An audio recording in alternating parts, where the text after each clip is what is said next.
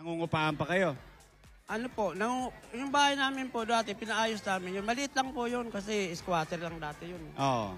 Tapos po, ngayon, binabayaran namin lupa at saka yung ilaw, tubig. Ibig sabihin, awardee ka. Opo. Awardee ka ng gobyerno, yung palupa hindi po. ng gobyerno. Ano po yung binabayaran namin po, may-ari noon. Private? Oo, dyan sa Emi de la Cruz po kami. Magkano yung utang mo pa sa lupa? Malaki na po ang utang ko sa lupa. Hindi nga nakakabayad kami. Hindi nga. Magkano yung malaki? Mga ano na po. Mga 20 mil, 30 mil, ganun. Mga 25 na yata. 25,000 pa. Si Mrs. po ba? Ang hulugan mo. Naipon kasi po. Kasi kinakapos ako sa pera Ano pantawid eh. Are. Yan, pantawid Pag lang. kumita, bili na ng chicha. Tapos gastusin sa bahay. Opo. Kuryente, tubig. Kuryente, tubig. Ginuuna namin kuryente. May apo ka pa. Gatas, diaper, gatas, diaper, Opo, yung apo gatas, ko diaper. na 2 taon. Oo, di ba? Si Mrs. po ba nagtatrabaho pa po? Bahay lang po. Kasi may sakit din yun eh. Nag-maintenance. High blood. High blood. Maintenance. Baka naman ikaw ang dahilan. High blood sa'yo. Mabait ka naman. Medyo po. Gano'n na kayo katagal? Ano na po kami, mga ano lang po. Pas panganay ko, 28 na po eh. So mga 30 years na kayo? May Gano'n? 30. Talaga? Opo. Yun, tagal nyo na. Opo. Sa hirap at ginawa, Yun, magkasama kayo. Opo. Nakakatawid-tawid naman po. Nakakaano naman po kami sa kakaraos naman po pang araw-araw. Pero hindi ba mas maganda yung ginagawa mong isa, nagne-negosyo ka? Bibili ka ng isda, tapos ititinda mo, mas maganda ang kita? Yung po, mas malaki po puhunan kasi noon eh.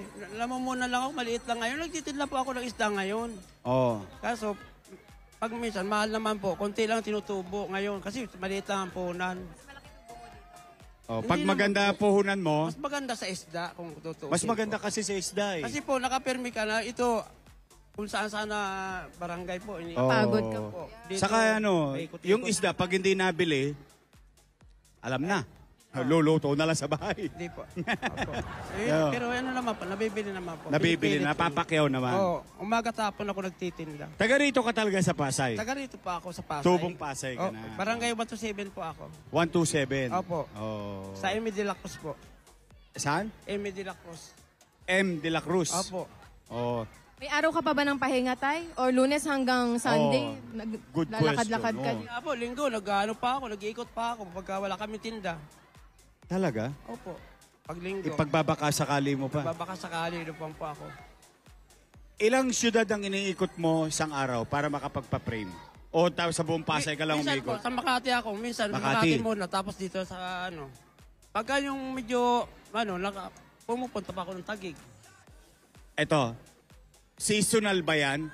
Pag graduation, saka recognition day, malakas ba? Pag may graduation, alam ba, Marso, Opo. Abril, di ba? Marso, Abril.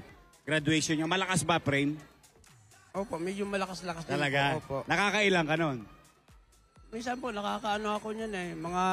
Kasi nakakadalawang po ako niyan. 20. Opo. So, ang utang mo sa bahay, sa lupa mo, para maging iyo na, 25,000 pa. 20, 25 pa. Oo, sa lupa po yun.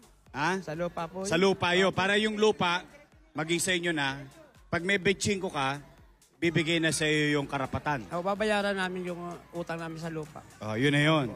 Panatag ka na nun. Magkakaroon ka na ng ginhawa nun. Opo. Talaga. Tapos, tansya mo dati, mga posam yung puhunan mo sa isda. Mga 10. Mga 10 po yun. Mga 10 Oo, yun. makapag-araw-araw na pagtinda po. Oh. Minsan wala akong punan, hindi ako nagtitinda eh. Kasi nagagalaw mo yung puhunan. Opo, pang araw-araw. Emergency. Opo, sa tubig, saka sa ilaw. Pag inabot ng ganun, wala na. Alam mo, Ara, no? Pag umiikot tayo, no? Araw-araw, halos parang pare-pareho yung struggle ng mga kababayan natin. Lahat May sakripisyo ng mga tatay, Yes. sakripisyo ng nanay, solo parent. Eto na ngayon.